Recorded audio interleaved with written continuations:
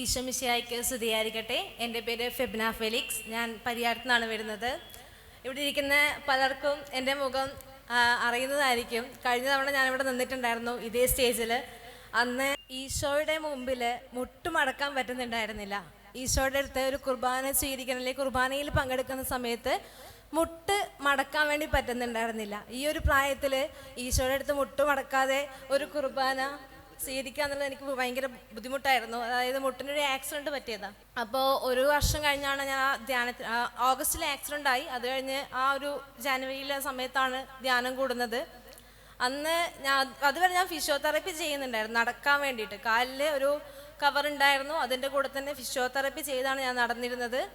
ഇവിടുത്തെ ആ ഒരു അനുഭവത്തിന് ശേഷം, സൗഖ്യം ലഭിച്ചിട്ട് അതിനുശേഷം ഇന്ന് വരെ കുർബാന പരമാവധി എന്നെക്കൊണ്ട് പറ്റുന്ന എല്ലാ ദിവസങ്ങളിലും ഞാനും എൻ്റെ കുടുംബവും പങ്കുകൊള്ളാറുണ്ട്.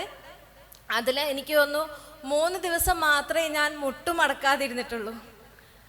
അതിന് ബാക്കി എല്ലാ കുർബാനയ്ക്കും മുട്ടുമടക്കി തന്നെ എൻ്റെ ഈശോനെ സ്വീകരിക്കാൻ എനിക്ക് സാധിച്ചിട്ടുണ്ട്.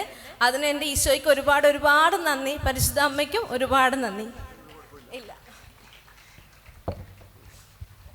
കഴിഞ്ഞ വർഷത്തെ കൺവെൻഷനിൽ നമ്മുടെ ആക്സിഡൻറ്റിൽ ക്ഷതമേറ്റ കാൽമുട്ടുകളെ കർത്താവ് പൂർണ്ണമായിട്ട് സൗഖ്യമാക്കി. ഒരു അനുഗ്രഹിക്കപ്പെട്ട സൗഖ്യത്തെക്കുറിച്ചാണ് നമ്മൾ കേട്ടത്. കൈയടിച്ച് പറഞ്ഞതാ 3 ലിഗമെന്റാ പൊട്ടി. അതായത് നമുക്ക് 3 ലിഗമെന്റേ ഉള്ളൂ. അതിൽ 2 എണ്ണം കംപ്ലീറ്റ് ആയിട്ട് പോയി, 1/4 ഭാഗവും പോയിട്ടുണ്ടെന്നാണ് പറഞ്ഞത്. അപ്പം സർജറി ഇല്ലാതെ ഇനി ഈ കാലിലേക്ക് ഒട്ടും ബലം കൊടുക്കാൻ പറ്റില്ല എന്നാണ് പറഞ്ഞത്. നടക്കാൻ വേണ്ടി തന്നെയാണ്, തെറാപ്പി ചെയ്താൽ അങ്ങനെ നടന്ന് തുടങ്ങാം, ബാക്കിയുള്ള മസിൽസ് സ്ട്രെങ്തൻ ആവും എന്നൊക്കെ പറഞ്ഞു. അതിനുശേഷം ഞാനൊരു എക്സസൈസും ചെയ്തിട്ടില്ല, ഒരു ദിവസം പോലും തെറാപ്പിക്കും പോയിട്ടില്ല, ഒരു മരുന്നും കഴിച്ചിട്ടില്ല. വേദനയുടെ പേര് പറഞ്ഞ് ഒരു ഹോസ്പിറ്റലിൽ മുട്ടിന് വേദനയാണെന്നൊന്ന് പറഞ്ഞ് പോയിട്ടില്ല. അതിനുശേഷം ഒരു ഡോക്ടേഴ്സിനെയും കണ്ടിട്ടില്ല ഇതിൻ്റെ വേണ്ടിയിട്ട്. കൈയടിച്ചു കർത്താവിനെ മഹത്വപ്പെടുത്താം.